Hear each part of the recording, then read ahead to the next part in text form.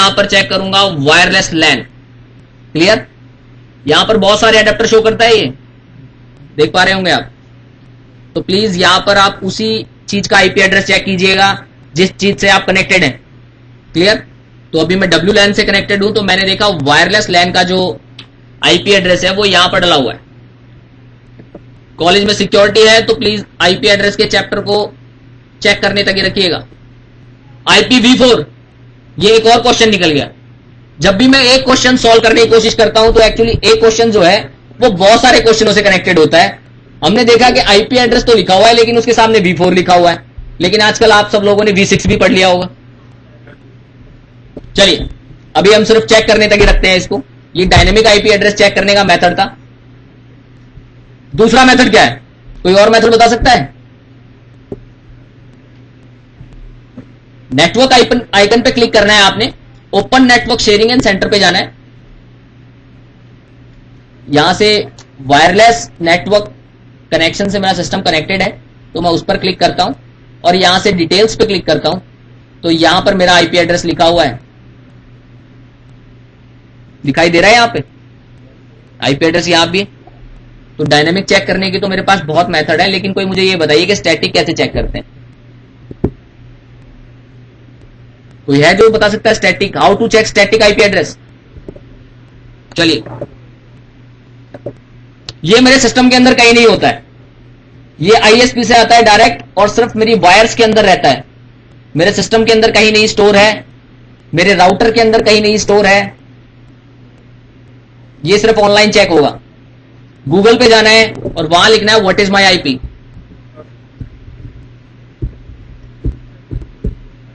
What is my IP, पहली website है whatismyip.com, उसी को ओपन करते हैं।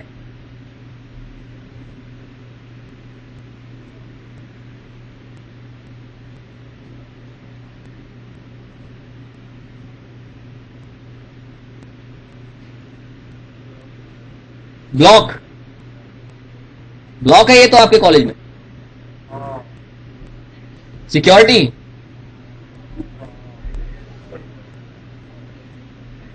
दूसरी वाली देख लेते हैं, ये भी ब्लॉक।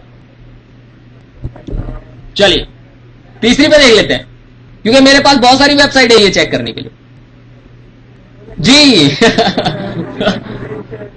क्योंकि अगर किसी को कोई काम करने का एक ही मेथड आता है तो मैंने पहले ही कह दिया कि कई लोगों को कंप्यूटर चलाता है, वो कंप्यूटर को नहीं। तो यहां पर अगर ये बात प्रूव हो जाती है कि आपके पास अगर कोई काम करने का एक मेथड है, दो मेथड है, मेथड इतने होने चाहिए कि काम सक्सेसफुली हो जाए चाहे कितना ही मुश्किल हो। आईपी एड्रेस दिख रहा है सबको स्टैटिक,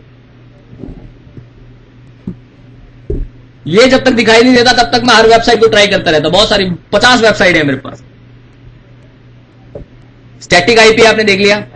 चेंज करना, मुझे लगता है ये कितने लोगों को स्टैटिक आईपी चेंज करना नहीं आता है?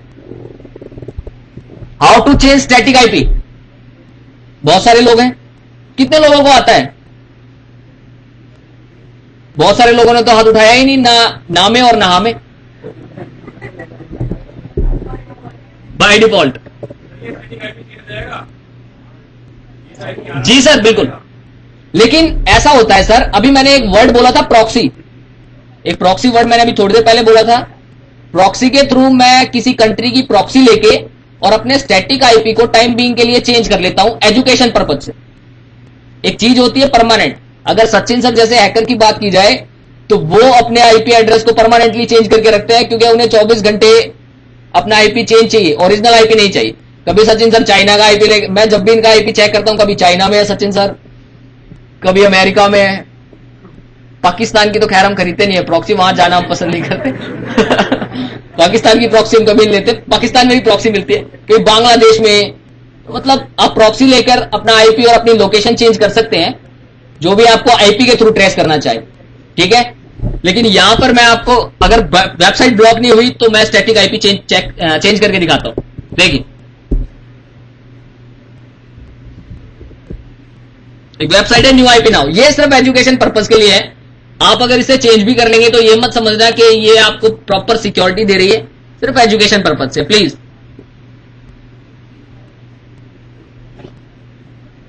बुक्स के अंदर सिर्फ इतना पढ़ाया जाता है कि डायनामिक आईपी को चेंज किया जा सकता है, स्टैटिक को नहीं। ब्लॉक है। दूसरी पे जाते हैं। नहीं प्लीज, मैं यहां हैकिंग का नहीं, नेटवर्किंग पे सेमिनार दे रहा हूं।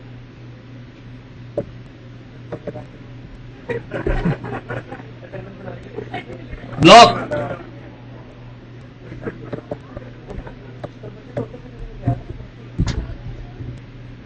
जी।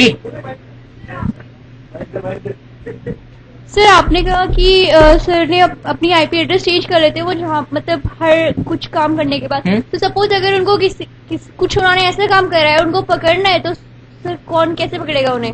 मतलब वो तो अपना आईपी एड्रेस हमेशा चेंज कर लेते हैं। बिल्कुल बिल्कुल बिल्कुल। सर एक बात बताइए, अगर आपने सुना होगा कि हैकर्स का काम ही कुछ ना कुछ हैक करना होता है। मेरे को जब भी पाकिस्तान बॉर्डर पे किसी हिंदुस्तानी को गोली मारते हैं तो मैं सबसे पहले पाकिस्तान की एक वेबसाइट हैक करता हूं, क्योंकि मैं अपने तरीके से लड़ाई करता हूं। क्योंकि लड़ाई करने का अब हम बंदूक लेके बॉर्डर पे नहीं जा सकते, लेकिन देशभक्ति दिखाने के लिए जरूरी नहीं है कि आप बंदूक लेके बॉर्डर पे पहुंच जाएं। सर आपके पास अपना लैपटॉप है, आप यहां से भी हेल्प कर सकते हैं। ठीक है, फेसबुक पे अगर आपने अगेंस्ट पाकिस्तान एक पोस्ट भी कर दिया तो वो भी कहीं ना कहीं देशभक्ति है। वही आ रहा हूं मैम। अगर सपोज कीजिए सचिन सर ने एक वेबसाइट को हैक कर दिया तो ऑब्वियसली इनका आईपी कहीं ना कहीं गया होगा, क्योंकि हम अगर एक वेबसाइट को ओपन करके भी देखते हैं तो सर हमारा आईपी जाता है वहां पर, और वो डायनेमिक नहीं, वो स्टैटिक है। क्योंकि डायनेमिक आईपी सिर्फ हमारे नेटवर्क के लिए है, नेटवर्क के बाहर जो भी है वो स्टैटिक है। क्लियर है सबको? और अगर इनका स्टैटिक आईपी मेरे ऑफिस का आईपी शो कर जाएगा जहां पे नेटवर्क एडमिन मैं ही हूं, तो प्रॉब्लम हो जाएगी।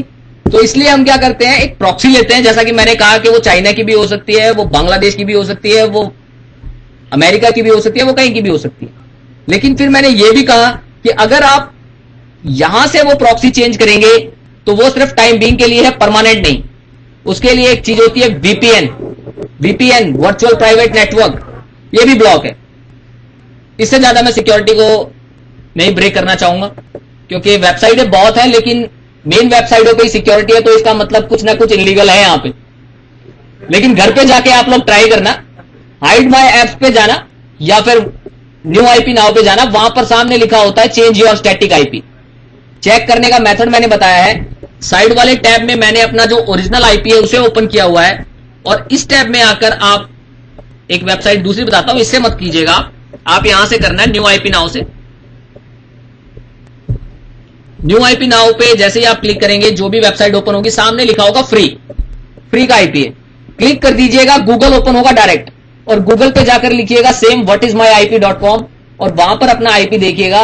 वो साइड वाले टैब में कुछ और यहां कुछ और होगा, और इस टैब के थ्रू आप जो भी चीजें एक्सेस करेंगे वो आपके ओरिजिनल आईपी पे नहीं, वो आपने जो फेक आईपी अभी प्रॉक्सी ली है उस पे चल रहा होगा। ठीक है, वो सिर्फ सिंगल टैब के लिए है मैम। लेकिन अगर मैं ये कहूं कि मुझे एक प्रॉक्सी ब्राउजर पे लगानी है तो सर ये तो सिर्फ एक टैब की बात हुई ना। अगर एक पूरा ब्राउजर है, मैं चाहता हूं मैं ये टैब नहीं, मैं जितने भी टैब खोलूं हर टैब के ऊपर मेरी एक प्रॉक्सी लगी हो। देख लीजिए सर, टूल्स के अंदर जाके और ऑप्शंस के अंदर, एडवांस के अंदर, नेटवर्क के अंदर, सिक्योरिटी के अंदर यहां लिखा हुआ है मैनुअल प्रॉक्सी कॉन्फ़िगर। ब्राउजर का ही पार्ट है, आराम से घर बैठ के पढ़ सकते हैं, लिखने की जरूरत नहीं है। क्लियर है? ब्राउजर के अंदर है। लेकिन अब मैं आपसे एक और, नेटवर्क की सेमिनार चल रहा है नेटवर्क एडमिन का, तो मैं आपको एक और बात बताना चाहूं कि अगर मुझे, अभी तो मैंने ये फिलहाल अपने ब्राउजर पे लगाई है, लेकिन सपोज कीजिए अभी मैं मोजिला चला रहा हूं ब्राउजर, और मैंने अगर क्रोम ब्राउजर इंस्टॉल कर लिया तो ये प्रॉक्सी हट जाएगी यहां से। तो इसका मतलब मुझे ये प्रॉक्सी मेरे लैन कार्ड पे लगानी चाहिए, ईथरनेट अडेप्टर पे लगानी चाहिए। जैसे मैंने कहा कि किसी वेबसाइट को अगर ब्लॉक करना है तो मैं उसको अगर लैन कार्ड पे ही ब्लॉक कर दूंगा तो वो मेरे सिस्टम पे खुलेगी नहीं। लेकिन अगर मैं किसी स्टैटिक आईपी को चेंज करके अपने लैन कार्ड पे स्टैब्लिश कर दूं तो वो परमानेंटली हो जाएगा, किसी भी ब्राउजर के लिए हो जाएगा, एवरग्रीन हो जाएगा। पिंग करूंगा तो वेबसाइट पे जो मेरा पिंग की जो रिक्वेस्ट जाएगी वो भी मेरे वीपीएन से जाएगी, मेरी प्रॉक्सी से जाएगी। तो लैन कार्ड पे कैसे लगाते हैं, कोई बताएगा? मेरे ख्याल से यहां पर जितने लोग बैठे हुए हैं हर कोई कम से कम 2 साल से कंप्यूटर चला रहा होगा, लेकिन मैंने अभी तक मेरे ख्याल से 20 क्वेश्चन ऐसे होंगे आप लोगों से कहे होंगे कि कोई बताएगा, और मेरे ख्याल से सिर्फ 20 लोगों ने हाथ उठाए होंगे। तो सर ऐसा क्यों हो रहा है? क्या हम लैपटॉप में सिर्फ फेसबुक ही तक रह गए हैं क्या? मैं हमेशा देखता हूं, जब भी मैं फेसबुक लॉग इन करता हूं, बहुत सारे स्टूडेंट हैं वहां पे, वो हमेशा ऑनलाइन बैठे रहते हैं, और जब फेसबुक चला के मैं नहीं पढ़ सकता इतना कॉन्सेंट्रेट करने के बाद भी, तो गारंटी है वो लोग तो पढ़ ही नहीं पा रहे होंगे।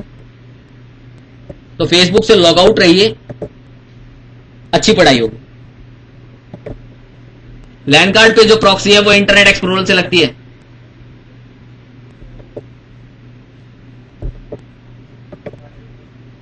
टूल्स के अंदर गया, सेम ऑप्शन पे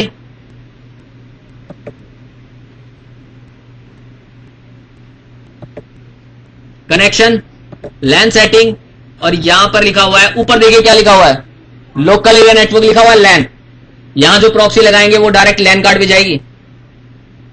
तो मेन जो विंडोज ने आपको इंटरनेट एक्सप्लोरर दिया है, माना कि उसे कोई यूज नहीं करता है लेकिन सिक्योर सबसे वही है, सबसे सिक्योर ब्राउजर है इंटरनेट एक्सप्लोरर, और ये बहुत जल्दी करप्ट हो जाता है, वायरसेस आ जाते हैं, इसे बंद कर देते हैं थोड़ा सा। ये था स्टैटिक और डायनेमिक आईपी। मैंने पहले ही बता दिया, डायनेमिक आईपी की जो रेंज होती है वो 2 से लेके 254 है, और स्टैटिक आईपी चेंजेबल है, लेकिन आप लोगों के लिए नहीं। मैक एड्रेस की और बात कर लेते हैं, क्योंकि मैक एड्रेस भी एक लैन का ही पार्ट है। How to change MAC address? जी, MAC address changer without software, without software sir. आपको जो भी काम करना हो ना इंटरनेट पे, वही काम लिख देना। जैसे मैंने कहा मैक एड्रेस चेंज करने के लिए MAC address changer, IP change करने के लिए आईपी एड्रेस चेंजर, फेसबुक के लिए फेसबुक हैकर, जीमेल के लिए जीमेल क्रैकर।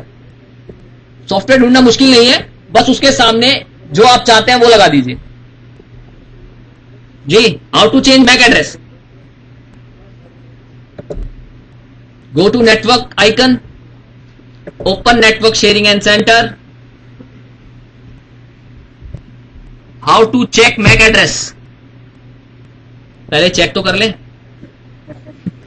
चेंज तो बाद में करेंगे। बताइए, how to check MAC address, very important command, basic में सिखाई जाती है, 3 महीने का बेसिक जब पढ़ते हैं। जी, कोई बताएगा? IP config. Sir IP config गलत बोल दिया आपने, मैं चला तो दूंगा लेकिन टाइम वेस्ट है। नहीं, गलत।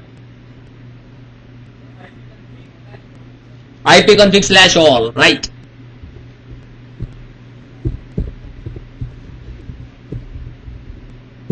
ये दिखाएगी सर मैक एड्रेस। एक और बता देता हूं, ये तो बहुत भीड़ में छुपा दिया इसने मैक एड्रेस। एक कमांड है गेट मैक, ये सिर्फ मैक एड्रेस दिखाएगी। ये लीजिए, ये देखिए। आपको ऐसा नहीं लगता क्या ये जो आईपी एड्रेस मैंने डाला हुआ है ये ऑलरेडी चेंज करके डाला हुआ है? सिंपल लिखा हुआ है 1 2 3 4 5 6 7 8 9 0 1 2। आपको लग नहीं रहा ये चेंज हो चुका है पहले? अब मैं बताता हूं मैंने कैसे किया हुआ है ये चेंज। मीडिया डिस्कनेक्टेड लिखा हुआ है क्योंकि ये लैन कार्ड पे चेंज किया हुआ है मैंने, और लैन कार्ड से मैं इंटरनेट चला नहीं रहा हूं, इसलिए वहां मीडिया डिस्कनेक्टेड लिखा हुआ है। क्लियर है? कैसे चेंज करते हैं इसको? चेंज अडप्टर सेटिंग पे जाना है, लोकल एरिया कनेक्शन पे डबल क्लिक। लिखने की कोई जरूरत नहीं है सर, इंटरनेट पे फाइंड कीजिएगा, हर क्वेश्चन का आंसर है, बस क्वेश्चन होना चाहिए आपके पास। क्वेश्चन बता दिया है मैंने, आंसर मिल जाएगा इंटरनेट। कॉन्फ़िगर के अंदर एडवांस, और यहां से नेटवर्क एड्रेस, और यहां पर आप जो डाल देंगे वो आपका मैक एड्रेस हो जाएगा। कितने डिजिट के होते हैं मैक एड्रेस? 12 डिजिट। 12 डिजिट डालने, ऐसा नहीं यहां पर 15 डिजिट डाल दिया हमने। जब तक ये भरा नहीं तब तक हम डालते ही चले गए।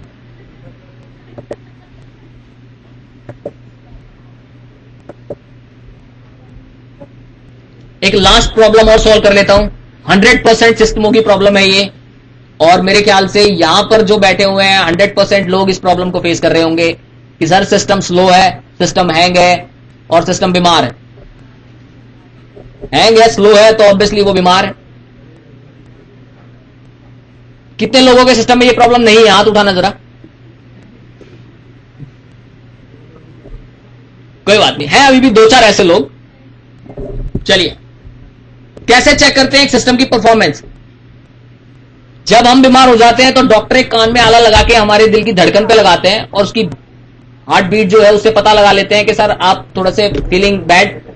तो लैपटॉप में ऐसी या डेस्कटॉप में ऐसी कौन सी जगह है जहां मैं 1 मिनट में जाऊं और ये पता लगा लो कि ये बीमार है या नहीं? जिसने जोर से आवाज लगाई थी वही बताइए प्लीज, बताइए दोबारा सर एक बार।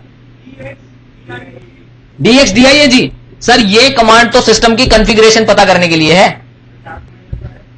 रन पे जाके उन्होंने सही बताया है कि DXDIAG लिखते हैं तो वो मेरे सिस्टम की कॉन्फ़िगरेशन बताती है, मुझे सिस्टम की बीमारी नहीं। टास्क मैनेजर बिल्कुल सही आंसर है, टास्क मैनेजर। कई लोगों को ये नहीं पता कि कैसे ओपन होता है, और जिन्हें पता भी है वो आज तक इस मेथड से ओपन कर रहे हैं। सर 90% इससे कर रहे हैं, बाकी 90% कंट्रोल शिफ्ट और एस्केप से कर रहे हैं। बाकी जो ये 5% लोग कर रहे हैं, 90% alt control delete, 5% alt control shift और एस्केप से कर रहे हैं। लेकिन जो बाकी के मेरे जैसे 1% है ना, वो क्या करते हैं, टास्क बार पे राइट क्लिक करके और यहां से टास्क मैनेजर को ओपन कर लेते हैं। सिंपल है। मैंने कहा ना कि आप लोगों के पास सिर्फ एक मेथड है और मेरे पास सारे मेथड है। जब एक मेथड से काम नहीं होता तो हम दूसरा ट्राई करते हैं, दूसरे से नहीं तो तीसरे से, और जब मेरे मेथड खत्म हो जाते हैं तो वहां पर सिस्टम को फॉर्मेट कर दिया जाता है, क्योंकि उसके बाद उसका इलाज फॉर्मेटिंग है। कोई बताएगा कैसे बताएगा टास्क मैनेजर के सिस्टम बीमार है? नीचे लिखा हुआ है परफॉर्मेंस, परफॉर्मेंस, यहां परफॉर्मेंस। सर कोई एनालॉग समझ सकता है? हम तो डिजिटल है, हम तो डिजिटल है जी, क्योंकि हमारा लैपटॉप भी डिजिटल है जी।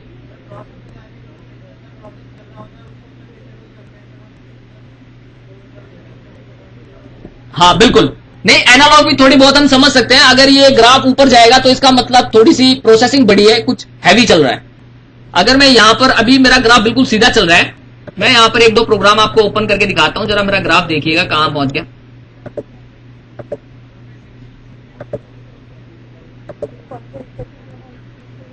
हलचल हो गई ग्राफ में थोड़ी सी, नया ग्राफ आया है थोड़ी ऊंचाई से।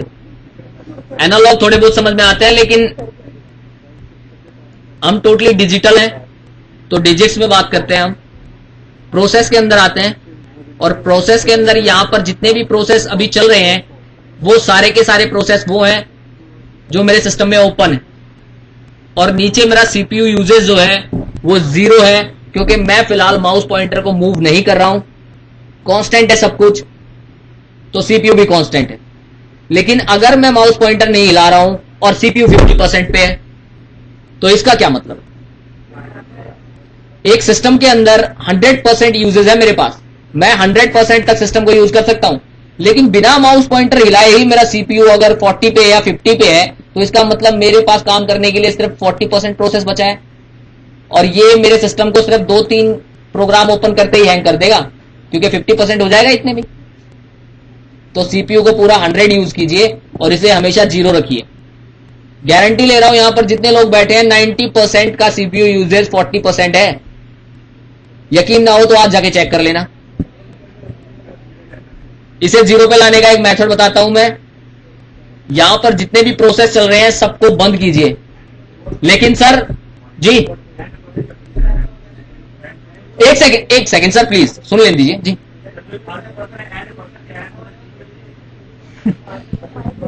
जी एक सर पीछे से आवाज आई थी जी।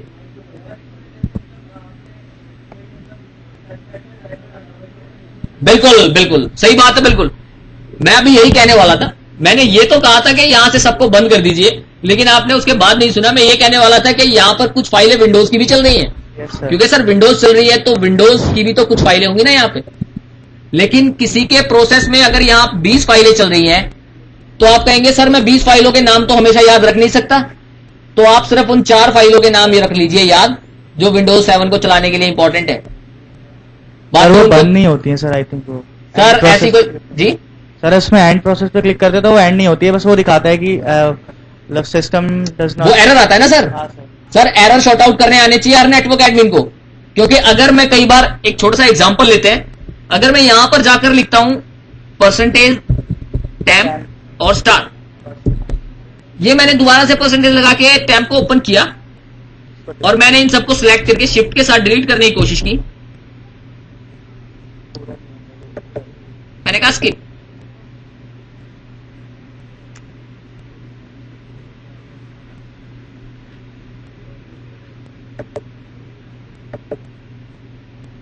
एक फाइल बच गई है सर यहां पे,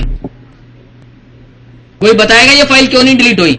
सर वो यूज हो रही है। एक सेकंड, जिसके हाथ में माइक है उन्हीं को बोलने देते हैं प्लीज। सर वो बेसिकली यूज हो रही है कहीं ना कहीं सिस्टम के अंदर, बेसिकली कहीं ना कहीं यूज हो रही है, जरा डिलीट करने की कोशिश करते हैं। इसी को बोलते हैं ट्रबल शूटिंग, कि बिना किसी, अगर आप मेरे सामने खड़े होते हैं और आप कहते हैं सर मैं विंडो इंस्टॉल करता हूं और विंडो इंस्टॉल नहीं होती, तो मैं सबसे पहले कहूंगा सर एरर क्या आता है, क्योंकि मैंने तो एरर पढ़े हैं सारे, मैंने हर एरर को सॉर्ट आउट किया है। आप अगर ये कहेंगे कि सर वो बोलता है कि this file is currently use, तो मैं कहूंगा सर पहले उस फाइल को बंद कीजिए। सही बात है। देखते हैं ये क्या एरर देता है। ये बोलता है the action can't be complete because the file is open in window explorer. क्या बंद करूं? एक्सप्लोरर। एक सेकंड होल्ड कीजिए। Windows file? जी नहीं, विंडोज फाइल नहीं। एक सेकंड होल्ड कीजिए, बहुत सारे डाउट है ना दिमाग में, मैं पहले सिस्टम को डेस्कटॉप पे ले आता हूं।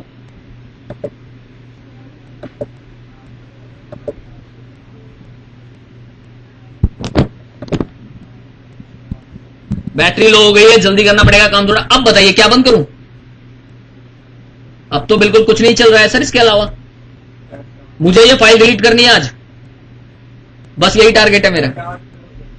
टास्क मैनेजर से ये लीजिए, टास्क मैनेजर को ओपन करते हैं। पहले आपको बता देता हूं कि यहां पर जो 4 इंपॉर्टेंट फाइलें हैं उनका नाम है, नोट कर लीजिएगा उनका नाम, क्योंकि लास्ट में मैं उन्हीं को छोड़ने वाला हूं, बाकी सबको हटा दूंगा मैं यहां से। सर अपने टच पैड के ड्राइवर का नाम पहचानिएगा। अगर यहां पर आपके कंप्यूटर का कोई ड्राइवर चल रहा है तो उसे बंद मत कीजिएगा, क्योंकि वो सर्विस बंद हो सकती है ड्राइवर बंद होने से। क्लियर है सबको?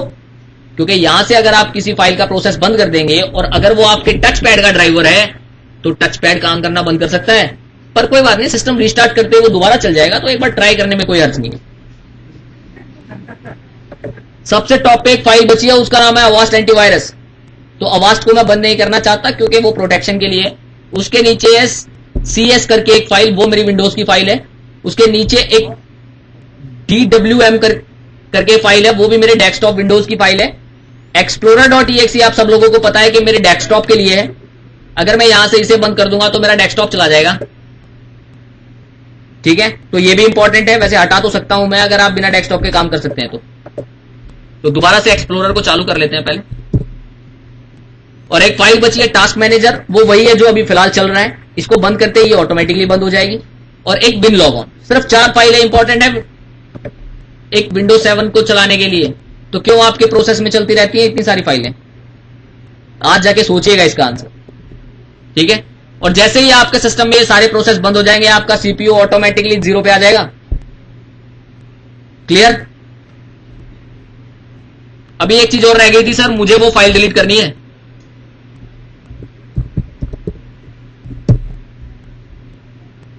इस फाइल को मैं डिलीट कर रहा था तो एरर आ रहा था, can't be complete because the file is open in Windows explorer. तो मैं क्या करता हूं, विंडोज एक्सप्लोरर क्या है? अभी मैंने आपको विंडोज एक्सप्लोरर बंद करके दिखाया था ना। इसको बंद कीजिए, ये लीजिए, मैंने एक्सप्लोरर को बंद किया, दिखाई नहीं देगा। अब कहेंगे सर वो फाइल कैसे ओपन करेंगे हम? तो फाइल ओपन करने के लिए यहां फाइल पे जाइए, न्यू टास्क पे जाइए, और यहां पे ये भी रन है, एंटर करता हूं मैं। और अब इस फाइल को डिलीट करते हैं। ये लीजिए, हो गई डिलीट। एक्सप्लोरर मुझे लगता है हर एक को चलाना आ चुका है। अब एक्सप्लोरर को दोबारा से रन कर लीजिए। अब जरा देखें वो फाइल है वहां या नहीं।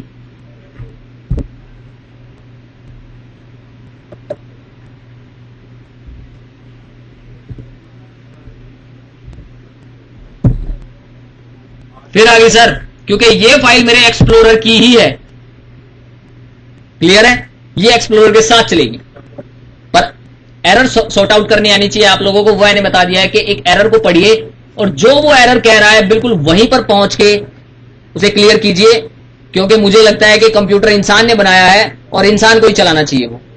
ठीक है, तो आज के बाद कोई भी एरर आए तो प्लीज उसे हटा के आगे बढ़ना, उसे इग्नोर करके नहीं। क्लियर? चलिए, थैंक यू। एक सेकंड, एक लास्ट क्वेश्चन आज का सुन लेते हैं जी।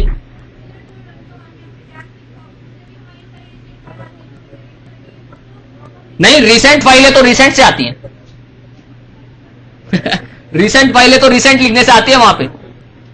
मैम रिसेंट फाइलें नहीं आती है उससे, उसे टेम्परेरी फाइल आती है। और अगर आप वहां पर कुकीज लिख देंगे तो कुकीज आएंगी।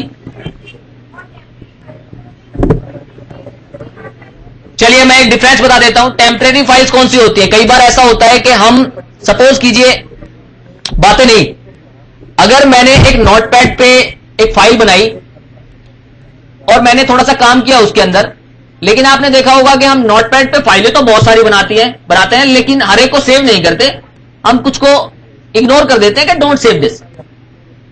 तो सर वो जाके टेम्परेरी में सेट हो जाती है। आप सोचते होंगे टेम्परेरी में फाइल कहां से आ गई? कई प्रोग्राम ऐसे होते हैं आपके डेस्कटॉप पे वो चल रहे हैं, लेकिन जैसे ही लाइट चलेगी सारे प्रोसेस वहीं पर स्टॉप हो गए हैं, लेकिन कंप्यूटर ऑटोमेटिकली ऐसी चीजों को उठा करके टैप में डाल देता है जो आपने शुरू तो किए थे, लेकिन प्रॉपरली आप उनको स्टॉप नहीं कर पाए। क्लियर है मैम? चलिए ओके, थैंक यू।